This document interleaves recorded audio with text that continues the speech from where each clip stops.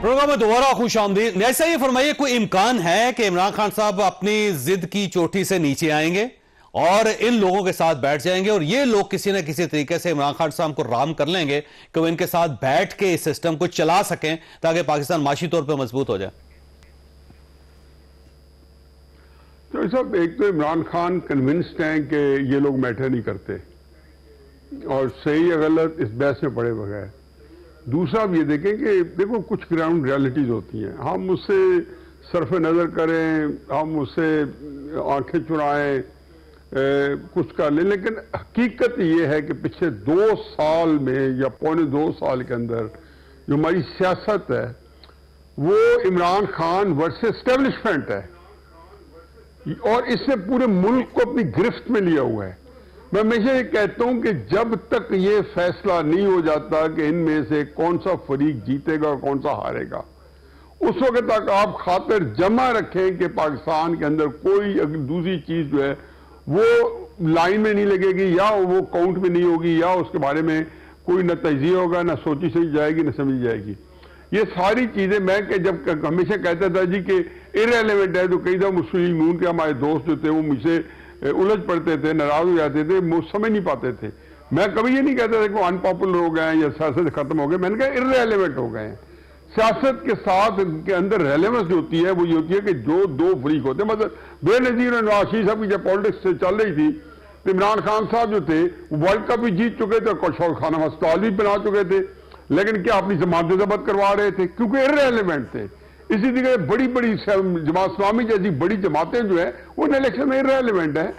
तो क्राइसिस ये है कि जो कल आपने कोर कमांडर कॉन्फ्रेंस का इलामिया पढ़ लिया है जिसके अंदर ऐसा झगड़ा तो इमरान खान साहब का एस्टेब्लिशमेंट का और इलामिया के अंदर आपके अंदर कोई चीज उन्होंने छोड़ी है, उन्होंने बड़ी क्लैरिटी के साथ कहा है कि जी हमारा झगड़ा खत्म नहीं हुआ बल्कि हमारा झगड़ा परनाला वही कब हुई है। 9 मई के जो परपेट्रेटर्स हैं, जो लोग उसके अंदर इन्वॉल्व हैं, उनको किसी तौर नहीं छोड़ा जाएगा, बख्शा जाएगा।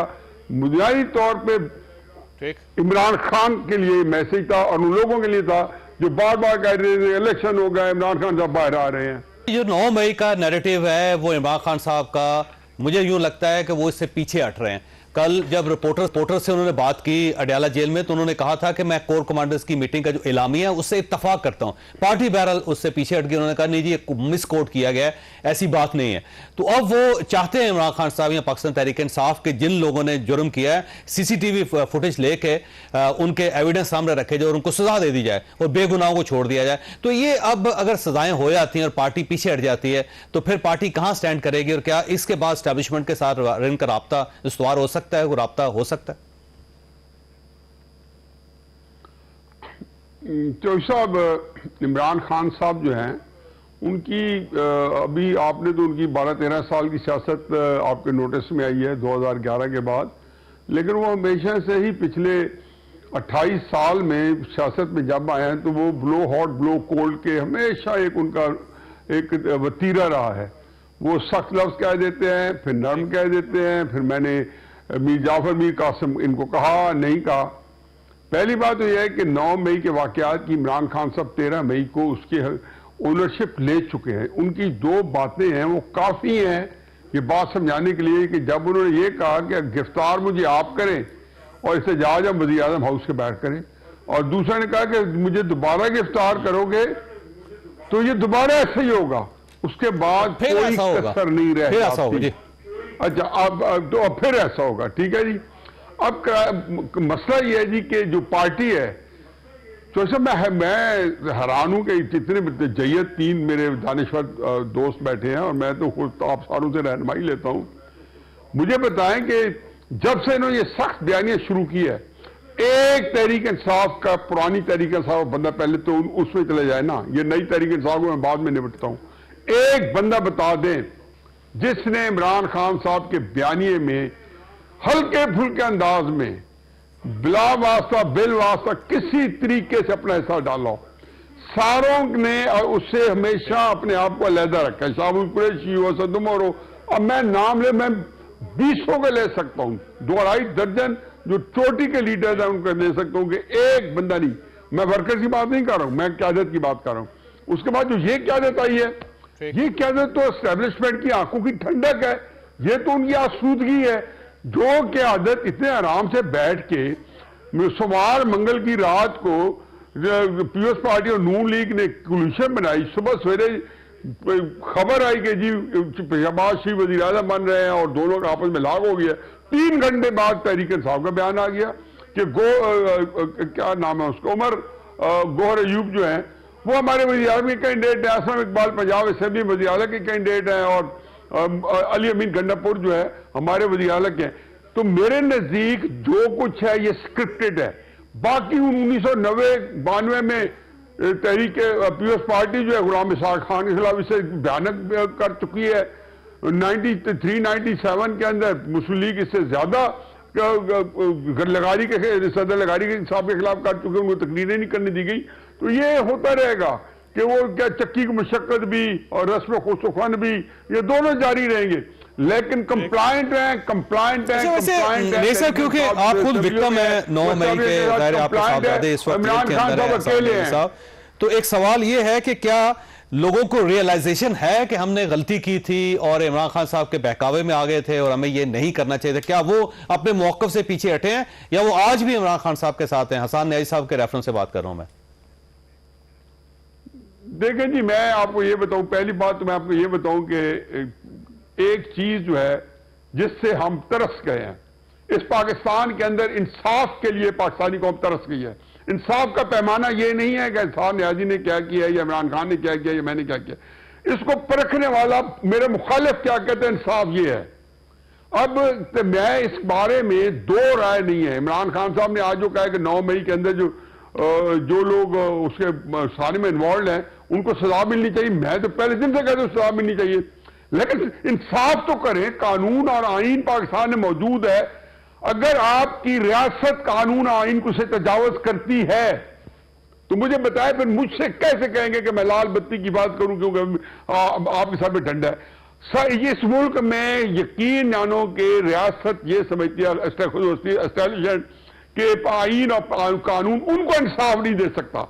ये मिसिंग पर्सन हो या कोई और चीजें हो या झूठे मुकदमे हो, ये जब भी बनाते हैं तो इस ख्याल से बनाते हैं कि ये जो आईन और कानून जो मेरे अब हम समझते हैं पाकिस्तान की सालमियत की जमानत है, उनके नजदीक ये उनको इंसाफ नहीं दे सकता। ये मैं अपने कॉलों में लिख चुका हूं और सालों से लिख चुका हूं कि यार इसका क्या हल निकाला जाए जहां पे आपकी एस्टेब्लिशमेंट जो है वो कन्विंस हो जाए कि आपका आईन और कानून उनको इंसाफ नहीं दे सकता। फिर आप ये देखेंगे कि मावराए आईन मावराए कानून जो है वो जाते हैं। उसको छोड़े एस्टैब्लिशमेंट को, यहाँ पे चीफ जस्टिस पाकिस्तान ये कह रहे थे, वैसे इफ्तिखार मोहम्मद चौधरी साहब को देख लें, काजी फायज ईसा साहब को देख लें, वो ये सिस्टम तो उनको इंसाफ नहीं दे सका था। नहीं, वो तो एस्टैब्लिशमेंट थी ना, पीछे देखा, पीछे जो हमेशा ठीक होता है वो एस्टैब्लिशमेंट है। और अब क्या किया जाए, अब उनको आज तक ये भी नहीं पता कि जी कहां पे जाके उनको हदूद अपनी, मैं ये नहीं कहता खत्म करनी है, कहां तयन करना है। देखिए जब तक ये फैसला वो खुद नहीं करते अपने बारे में, क्योंकि अब सिस्टम तो इतना कमजोर हो गया है कि आप ये भूलें कि इमरान खान और नवाज शरीफ साहब या जुल्फिकार भुट्टो जो है अगर उनके लिए कुछ नहीं कर सके तो शहबाज शरीफ साहब से तो हमें कोई उम्मीद नहीं रखनी चाहिए। लेकिन क्राइसिस ये है कि इसका हल कुछ तो निकलेगा। रियासत या तो पूरी की पूरी एस्टैब्लिशमेंट को संभालनी पड़ेगी या फिर कोई ऐसा तरीकेकार होगा जो कि अक्लों को अपील करे। और मैं कहता हूं कि हसन न्याजी का केस है तो आपका कानून इंसाफ के मुताबिक चलाएं। अगर उसके मुताबिक उसने कोई खिलाफ वर्जी की है, ये बात मैं तो 13 मई को इमरान खान साहब को पैगाम भिजवाया था कि आप खुदा के बाद इस प्रेस कॉन्फ्रेंस करने से पहले कि आप जिन्ना हाउस चले जाएं, उनके सारे वेल विशर को सारे मौजूद हैं जिनको मैंने पैगाम भिजवाया था। सुबह सवेरे 7-8 बजे जब रात 12 बजे घर पहुंचे थे, मैंने कहा चले जिन्ना हाउस, ना सिर्फ ये कि वहां जाके वाकये की मजम्मत करें बल्कि कहें कि तहरीक इंसाफ का जो बंदा भी मुलव्वस है मैं आपकी मदद करता हूं, मैं आपको पकड़ के दे दूंगा कि वो कानून के हवाले करें, क्योंकि पाकिस्तान की तारीख का ये अनहोना वाकया हुआ था, ये पूरी रियासत को अंडरमाइन कर गया था 9 मई का वाकया। तो इसमें लेकिन अब क्राइसिस ये मैंने ब्रेक लेनी है लेकिन बहरहाल ज़ाहिर है इशू बड़ा कॉम्प्लेक्स है। मैं आप सब दोनों के पास सवाल छोड़ के फॉर्म 45 लेके पाकिस्तान तहरीक इंसाफ फिर रही है और उनकी मौजूदगी में मामला कैसे आगे बढ़ेंगे। छोटी सी ब्रेक को दोबारा में दोबारा खुशामदीद। राना साहब, एक तो इलेक्शन कमीशन ने 26 दिन बाद फॉर्म 45 अपलोड किए, उसके अंदर ऐसी ऐसी हम आते हैं कि बंदा हैरान ही रह जाता है कि चले आपके पास 26 दिन थे, आप इसको ठीक ही कर लेते। चौधरी साहब, मैं थोड़ा सा न्याजी साहब ने जो बात की ना, मेरा मसला ये है कि 9 मई की जो गुफ्तगू हो रही है, ये कोर कमांडर्स कब तक प्रेस रिलीजें इशू करेंगे? मैं उनसे जवाब चाहूंगा कि जब आप कहते हैं फॉर्मेशन कमांडर्स की 2 कॉन्फ्रेंस हैं, कोर कमांडर्स की हर दफा और इस दफा खुल के, तो भाई ये मैंने फैसला करना है। आप सुप्रीम कोर्ट में दरखास्त दें कि जी आप नया बेंच बनाए ना जल्दी। दूसरे, इंसदाद दहशतगर्दी की अदालतों में प्रोसिक्यूशन के जो लोग हैं आपके, वो जाके फैसले कराएं ताकि इस लोग अजाब से बाहर निकले। गवर्नमेंट ने करना है या अदलिया ने करना? बातें कर रही है ना गवर्नमेंट, ऐड करने देंगे की प्रेस लीजिए जी। तीन है साहब, मैं सॉरी रान साहब, मैं सॉरी, मेरे ख्याल आपके बाद ऐड करूंगा, चौधरी साहब ने इजाजत दी है। देखिए, मैं आपको मिसाल देता हूं कि इस वक्त आर्मी तहवील के अंदर जो भी 109 बंदे हैं, वो तहवील में ऐसे हैं कि हवालात में हैं। जेल जो है वो एक आजाद माहौल होता है, हवालात आप जानते हैं कि एक कमरे के अंदर बंद होते हैं जिसमें से आप बाहर नहीं निकल सकते। आपने हवालात से देखिए। अब मुझे बताएं कि अगर इनमें से कुछ लोग हैं जो कि एक साल से, 10 महीने से अंदर पड़े, साल तो नहीं, 9-10 महीने से अंदर पड़े हैं, और वो पता चलता है कि वो बेगुनाह हैं, तो एक बंद कमरे में हवालात के अंदर रहना बड़ा मुश्किल है। तो वही बिल्कुल राणा साहब सही कह रहे हैं कि सुप्रीम कोर्ट अब क्यों नहीं एक्सटेंशन जाती सुप्रीम कोर्ट को कहने के लिए, जिन्होंने कहा जी अब ट्रायल तो करें, सही बात, लेकिन सईद खोसा खलील जिब्रान को याद करते हैं, वो जब सजाए मौत के फैसले कर रहे थे कि मैंने इसको बरी किया, तो वो मर चुका हुआ था जेल में। हमारा अलमिया यही है, हम ना सियासतदान बैठते हैं, ना फौज बैठती है, ना अदलिया बैठती है कि यार इस मुल्क को चलाने के लिए कैसे काम करना है।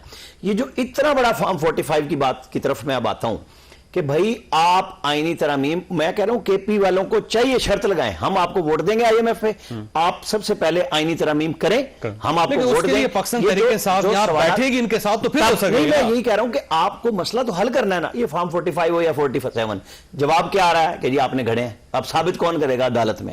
मैं और आप तो नहीं कर सकते ना जी कि ये एक इधर लगा है या 2 उधर लग गए। नहीं, दोनों तरफ से दावे आ रहे हैं कि ये झूठे हैं। तो फैसला किसने करना है? जैसे खान साहब कहते थे जाओ अदालतों में, 2018 वाले में। आज जो पिलडेट की कल रिपोर्ट आई, हम उसको डिस्कस कर रहे हैं, उसमें एक पैरा है कि इलेक्शन वाले दिन वोट काउंटिंग और नताइज दोनों एक नंबर लेते हैं, 40-40। 2018 में भी वो बराबर है, तो 2013 में भी उनका मतलब 13 में नंबर 57 थे, आज 40 है। फर्क ये है कि जी अगर सारे डसे हुए हैं ना, कौन सी पार्टी है जो कहती है हम नहीं डसे हुए? तो आईनी तरमीम करके मामलात को ठीक करें, उनके ऊपर गारंटियां करें। फौज आपको कब मुखालिफत करेगी? नहीं करेगी। जब आप बैठ जाएंगे तो वो भी तो यही कह रहे हैं, अगर उधर जाएंगे, आज नुकसान हो रहा है, कल बेनिफिशियरी वो कहते हैं कल खुला रहना चाहिए। कि यही सियासतदानों का है कि भाई अब मौलाना फजलुर रहमान के पास आप पहुंच गए, महमूद चकजई साहब के पास आप पहुंच गए, तो रास्ता कौन सा रह गया? पीपल्स पार्टी और मुस्लिम लीग नून। मतलब तो पीपल्स पार्टी के पास, पीपल्स पार्टी ने कहा है ना कि हमारे साथ मुज़ाकरात कर रहे थे, इमरान खान ने ऑफर की थी। मतलब जब अदम एतमाद की तारीख आई थी तो उनको भी बड़े बुजुर्ग बनाने के लिए तैयार थे आसिफ जरदारी को। वो पूरी PDM को रिक्वेस्ट करा दी उन्होंने जनरल बाजवा से कि जनाब आप अदम एतमाद की तारीख वापस लें, मैं आपको असेंबली तोड़ देता हूं। तो पाकिस्तान का कोई भी सियासतदान मफादात से तो बालातर नहीं है। तो हमारे जैसे पाकिस्तानियों के लिए ये सियासतदान क्यों नहीं बैठते, जिनका जिक्र करते हुए इनकी मुल्क के लिए, सिस्टम के लिए